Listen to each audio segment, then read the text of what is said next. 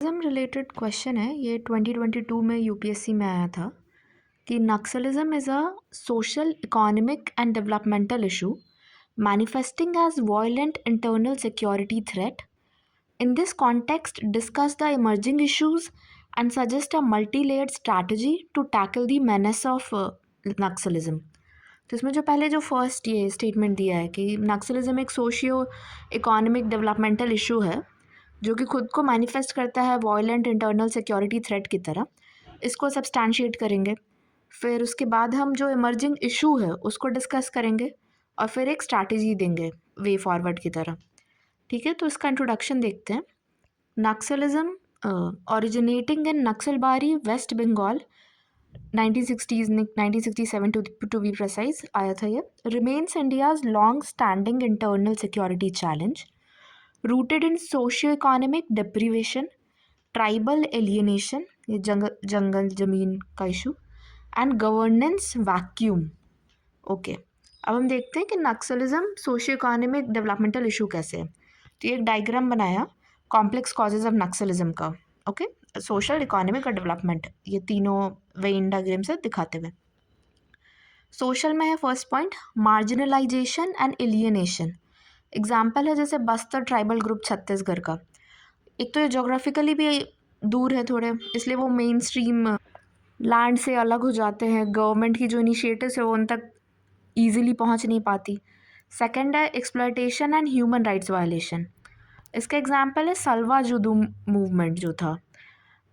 Okay, अब economic में देखते हैं हम poverty and unemployment, Dantewada district.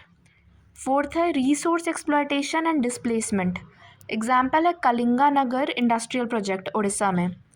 उसके डेवलपमेंटल सब हेडिंग में है फिफ्थ पॉइंट इंफ्रास्ट्रक्चर डेफिसिट। ये सुकमा विलेज है जिसमें प्रॉपर रोड्स नहीं है अभी भी, ये एक एग्जाम्पल दिया है। फिर सिक्स्थ है लैक ऑफ बेसिक सर्विसेज। तो स्कूल्स और आंगनवाड़ीज ऑफन क्लोज्ड और ऑक्यूपाइड बाय सिक्योरिटी फोर्सेस। इसके एग्जाम्पल में है लटेहार झारखंड। अब हम इमर्जिंग इश्यूज जो नक्सलिज्म में है उसको देखते हैं। फर्स्ट पॉइंट है श्रिंकिंग बट इंटेंसिफाइड वायलेंस, जैसे दंतेवाड़ा अम्बुश जिसके वजह से 10 आर्मी पर्सनल्स थे, उनका डेथ हुआ था, 10 जवान्स। फिर सेकंड पॉइंट है आइडियोलॉजिकल रीओरिएंटेशन। ये शिफ्ट है एग्रेरियन रिवोल्यूशन से एंटी डेवलपमेंट प्रोपेगेंडा की ओर। फिर है टेक्नोलॉजिकल अडेप्टेशन, जो encrypted communication, drones, online recruitment कर रहे हैं, तो ये टेक्नोलॉजिकल अडेप्टेशन है। और cross border linkages, money laundering, intelligence reports link करते फॉरेन एक्सट्रीमिस्ट आइडियोलॉजीज़ को भी, टेररिस्ट और ये ऑर्गेनाइज्ड क्राइम्स का एक नेक्सस बन रहा है, तो ये क्रॉस बॉर्डर लिंकेजेस है। नेक्स्ट पॉइंट है कि सोशियो इकोनॉमिक डिसकंटेंट भी, जैसे इसका एग्जाम्पल में दिया है पुअर इम्प्लीमेंटेशन ऑफ पेसा 1996 और फॉरेस्ट राइट्स एक्ट 2006 का। अब हम स्ट्रैटेजी देखते हैं इसको टैकल करने के लिए। सिक्योरिटी और इंटेलिजेंस, फर्स्ट पॉइंट है कि कोऑर्डिनेटेड सिक्योरिटी ऑपरेशंस, एग्जाम्पल में ब्लैक फॉरेस्ट 2025 का। फिर टेक्नोलॉजी इनेबल पॉलिसिंग, जो ड्रोन्स और सैटेलाइट्स है रियल टाइम सर्विलियंस मैप करने के लिए। डेवलपमेंटल और गवर्नेंस में जो मेजर्स हैं डेवलपमेंट पे फोकस करने के लिए, जैसे एडीपी अपना हो गया एस्पिरेशनल डिस्ट्रिक्ट प्रोग्राम, और अब तो एस्पिरेशनल ब्लॉक प्रोग्राम्स भी आए हैं। और लाइवलीहुड जनरेशन के लिए MFP procurement, minor forest produce का प्रोक्योरमेंट, वन धन विकास केंद्र के थ्रू। फिर सोशियो और साइकोलॉजिकल जो वे फॉरवर्ड है स्ट्रैटेजीज़ है कि काउंटर प्रोपेगेंडा इनिशिएटिव्स, एग्जाम्पल है कम्युनिटी रेडियो के थ्रू। एक्सपैंड सरेंडर कम रिहैबिलिटेशन स्कीम, ये इसमें ना मिनिमम पेपर वर्क रख के प्रोसीजरल चैलेंजेस इसमें कम करके एकदम इजी बना देना कि सरेंडर कम रिहैबिलिटेशन स्कीम अट्रैक्टिव लगे। फिर कंक्लूजन है कि अ होलिस्टिक ब्लेंड ऑफ समाधान based security, inclusive development and tribal empowerment is vital to permanently neutralize Naxalism and restore democratic governance. अब हम एक बार ना अर्बन नक्सलिज्म देख लेते हैं, उसके कुछ पॉइंट्स। प्राइम मिनिस्टर ने एक्सप्रेस किया था कि decisive government actions have cleared Naxalism from the jungles but it is now spreading to urban centres. तो अब अर्बन नक्सलिज्म के बारे में देखते हैं। ये ना मेओइस्ट ऑपरेटिंग इन सिटीज़ है, फ्रंट ऑर्गेनाइजेशन के थ्रू। ये अपीयर होते हैं लेजिटिमेट, बट एक्चुअली ये सीपीआई मेओइस्ट पार्टी को सपोर्ट करता है। ये गाइड इनको करता है strategies and tactics of Indian revolution document, और ये ऑपरेट कोवर्टली करते हैं इस आइडियोलॉजी को स्प्रेड करने के लिए, particularly among youth, students, women and minorities, जहाँ पे एक सेंस ऑफ विक्टिमहुड को प्रमोट किया जाए। अब जो ये फ्रंट ग्रुप्स है वो हाइड करते हैं वॉयलेंट नेचर माओइस्ट आइडियोलॉजी का। कैसे करते हैं वो हाइड?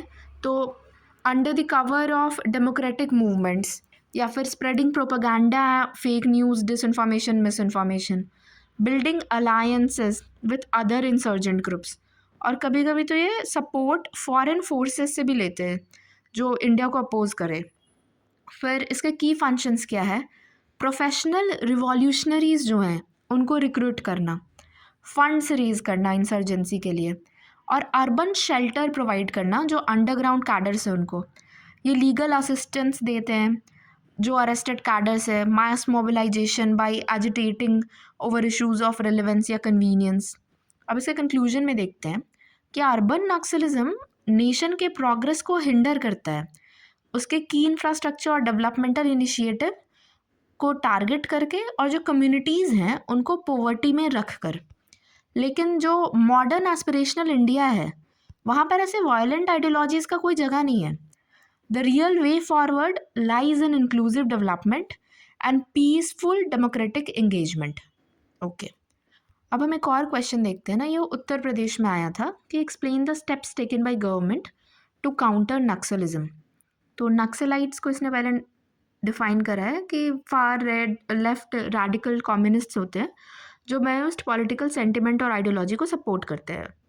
फिर revolution through the barrel of the gun. फिर नक्सलिज्म इन इंडिया 1970s में ये एक्टिव था। Tribal discontent, gaps in socio economic system of the country and their isolation led to their emergence. Naxal group जो है वो क्रिएट करता है problems by killing the common people, targeting political leaders, civil administration and destroy public properties. The red corridor is most affected region of India. ये जो वो पशुपति से तिरुपति वाला जहाँ नक्सलिज्म मोस्ट एक्टिव है। अब गवर्नमेंट अप्रोच क्या है इसके अगेंस्ट? तो पहला दिया ऑपरेशन ग्रीन हंट। ये 2009-10 में स्टार्ट हुआ था। Massive deployment of security forces Naxal affected areas में। कोबरा विंग है सीआरपीएफ का, जो कि ट्रेंड है, वेल ट्रेंड है नक्सलिज्म को टैकल करने के लिए।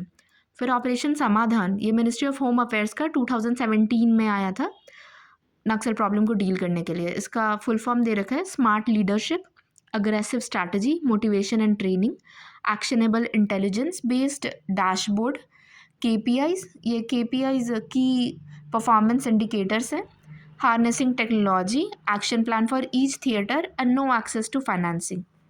फिर एस्पिरेशनल डिस्ट्रिक्ट प्रोग्राम है to deal with left wing extremism in a holistic manner in the areas of security, development, ensuring rights, और एन से है no access to financing. Third point is aspirational district programme. तो इससे deal करने के लिए left wing extremism से एक होलिस्टिक मैनर में areas of security, development, ensuring rights and entitlements of local communities, जो कि गवर्नेंस और पब्लिक परसेप्शन मैनेजमेंट करे, उधर इम्प्रूव करे। Next is joint task forces. इन ऑपरेशंस के लिए अलॉन्ग इंटरस्टेट बाउंड्रीज इसको सेटअप किया जाए, बेटर इंटरस्टेट कोऑर्डिनेशन और इंटेलिजेंस शेयरिंग हो। Fifth point is national policy and action plan. ये 2015 में आया था to address left wing extremism. फिर सिक्स पॉइंट है कि गवर्नमेंट का फोकस अब वो चेंज हो रहा है और प्रोएक्टिवली डील करने का बात कर रहा है by giving good governance, special area development programme, release of central funds to these affected areas. और सेवेंथ है सर्वोदय। ये प्लान यूजफुल है in this scenario, that is grass root development and upliftment of last person in the Q.